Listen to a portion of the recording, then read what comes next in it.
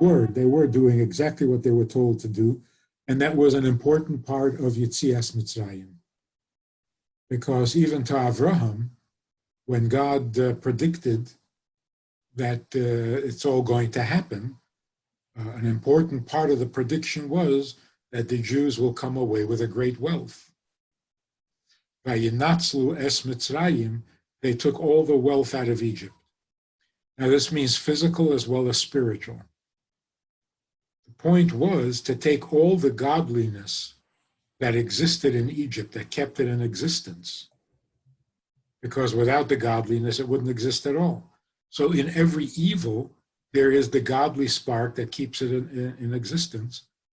And the higher, the more powerful, the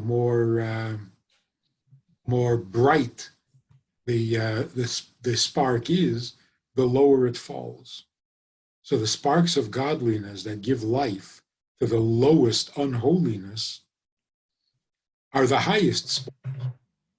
So to bring those things back to their source, to ransom the holiness that was captive in the unholiness of Egypt, that was an important, maybe even the essential purpose of going down to Egypt in the first place. So it was not simply, we worked hard, we're going to take some money and pay ourselves for it. It was a much more important thing than that. So now the question is, why wasn't Moshe doing that?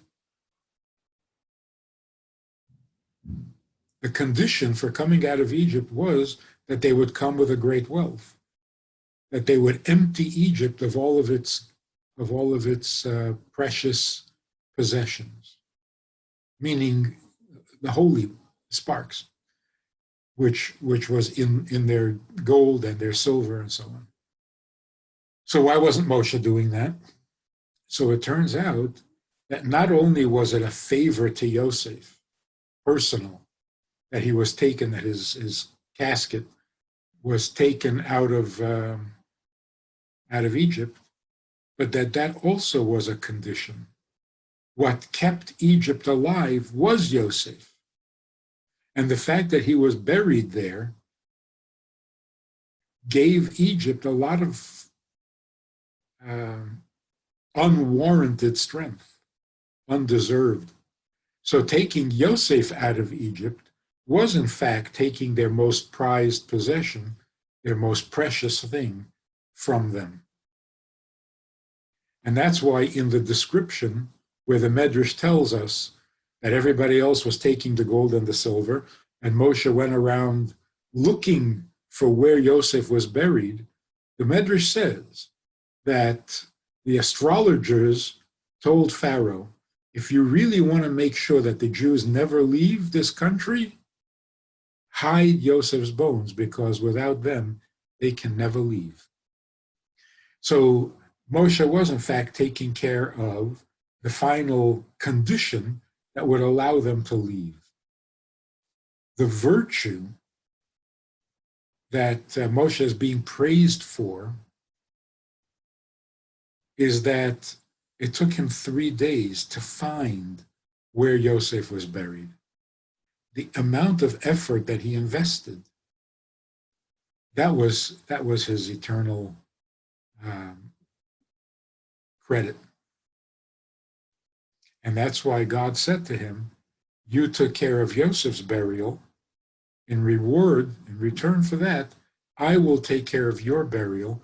And that's why God himself, because we don't even know where Moshe was buried. So who took care of him? God himself. But that was in reward for the 3 days of searching. For the fact that he took Yosef, that was necessary. That was not beyond the call of duty, so to speak. So, or maybe the fact that he carried him. He could have had somebody else carry Yosef. But the Medrash says that Moshe carried Yosef all the way to Egypt, to Israel. So now there was no criticism of Jews they weren't being greedy or selfish when they gathered the gold and the silver. But that was a very good question. What else you got?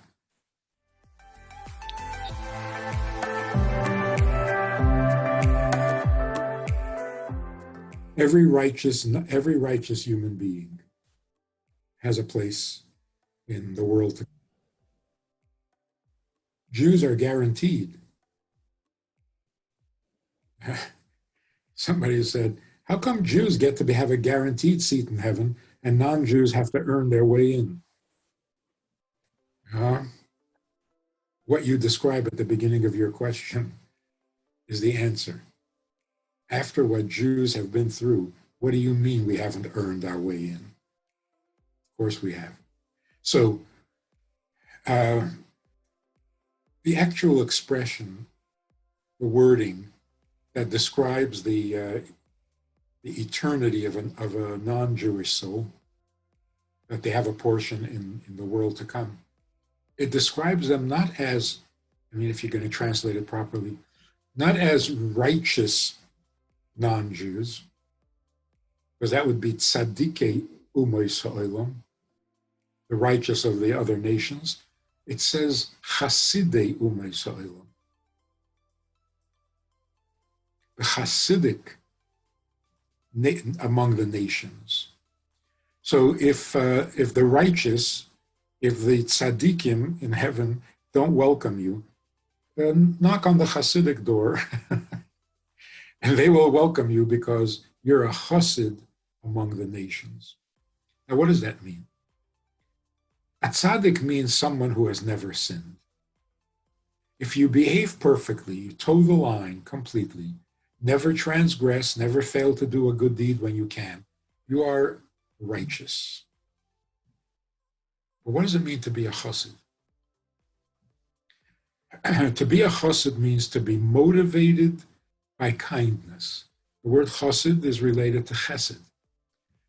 Everything you do should be motivated by kindness. So, for example, fasting on Yom Kippur for a Jew is motivated by kindness? How is that?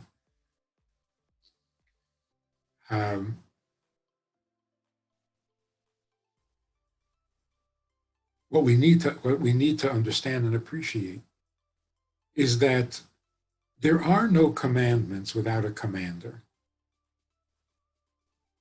So when you're following a commandment, what is the most significant and the most important aspect? The deed itself? The obedience to the commandment? The importance and significance of the commandment? Like, how massively important is it that we honor our parents? Could there even be civilization without that? Would we be what we call human beings if we didn't honor our parents? So you can say, I honor my parents because it is so necessary. Then you're righteous. You're doing the right thing. What's right is right, and you do what's right. But when you stop and think, every commandment has a commander. This is somebody's commandment. Whose commandment is it? So when you obey a commandment, it's not what are you obeying, it's whom are you obeying. The chassid is motivated not by the importance and significance of the commandment, but by the importance and significance of the commander. So what makes a non-Jew truly virtuous and earns him a portion in the world to come? Not just by keeping the commandment. That's just a law-abiding citizen. What gets him into the world to come is that he does what he does out of kindness to the Creator. If that motivates you, rather than the desire to get to heaven, or the fear of punishment, or trying to avoid hell, if you're motivated by the fact that God is the commander, it's God's universe, he needs something from you, which is why he created you, And that motivates you to do the 7 commandments or the 30 commandments or whatever number of commandments non-Jews have. If that's your motivation, you have a place in heaven.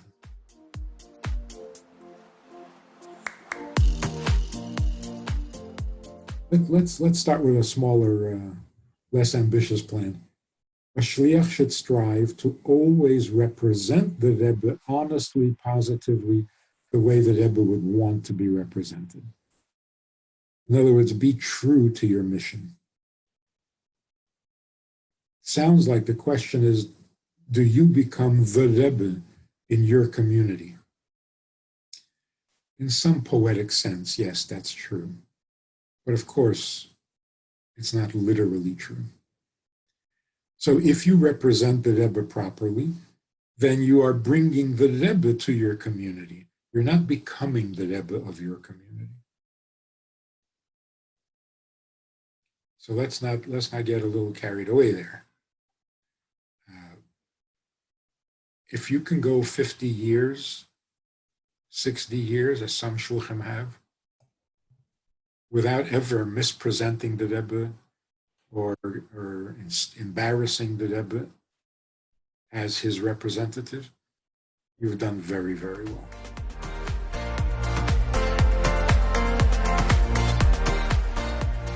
This is a very fundamental question. And I love fundamental questions because they're fundamental. I love to get down to the real substance of who we are, what we're doing, and what it's all about. It's such a good question. God wants goodness. So why isn't everything good? God said, let there be light, there was light. God said, make me a good world. And it's taking us 5,779 years. What went wrong? It seems like something went wrong. So the question is, why isn't God effective when it comes to the morality of the world as he is in the creation of the world? God says, let there be light, there is light. God says, let the water separate, they separate. God says, keep Shabbos, and we say, not this week. What is that?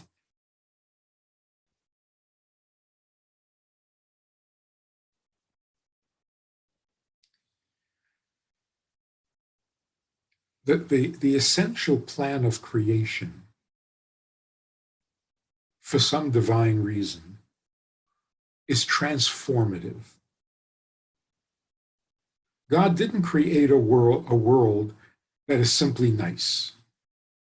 He created a world in which evil can be transformed and turned into holiness. That's the idea of creating the lowest world and then having it become the most godly of worlds. What do you mean you create the lowest world? You create a world that is not godly, that has its own agenda, independent of God, or even contradicting God. That's called evil, meaning godless. So, I mean, let's use marriage as the example. If you marry your clone, if you clone yourself and marry your clone, it's not a marriage. There's nothing fantastic, there's nothing amazing, there's nothing even virtuous marrying your clone. The amazing thing about marriage is you marry someone who does not share your feelings. Even if it's not contradictory, not even a clash of feelings. When I'm hungry, only I feel the hunger. When your spouse is hungry, you won't know unless they tell you. So we have two separate systems working. What's going on inside of my system does not affect your system. So I can be really miserable one day. My wife happens to be in a perfectly good mood. That means that we're living in separate universes. Now, if two people that different can merge and create a oneness, which is what we call marriage, that's something special, transformative. So there are two reasons for this. The first is God created us so that we be in a relationship with him, which means not a clone.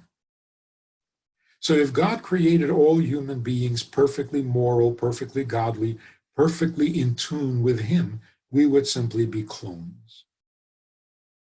And sometimes that option is very appealing. I wouldn't mind being a clone. Sometimes I wish I was. Because then there'd be no conflict and there'd be no regrets. It would be so perfect. But you see, God created the world after it was already perfect. And he goes ahead and he creates a world that is purposefully not perfect. So, like in a marriage, you marry someone you are not related to. You marry someone who does not share every feeling, every impulse, and every opinion, simply because you're male and she's female, or she's female and he's male. And therefore, they're not molded of the same stuff. They're going to have differences in feelings and in opinions and in needs, in moods. There's going to be a clash. How they work with that is what is magnificent about marriage. So the first thing is God creates us with our own independent, maybe even stubborn, oppositional personalities, so that he has someone to relate to and not a clone that you can't relate to. Secondly, the world itself, aside from the human being, the world itself represents a possible condition that is not included in God's oneness. And since God is all about oneness, he wants even a world that is as ungodly as possible, which is our world. He wants that to be included in his oneness as well. Like we say about the future, about the ultimate perfection of creation, on that day, God will be one and his name will be one. What will happen on that day? The unholy, the ungodly will have transformed into godliness, so that even the unholy is one with God. So the purpose, the vast eternal plan that God created the world for is to transform that which is not as godly as he, and to turn that into godliness as well, beginning with the human being and how the human being affects the world around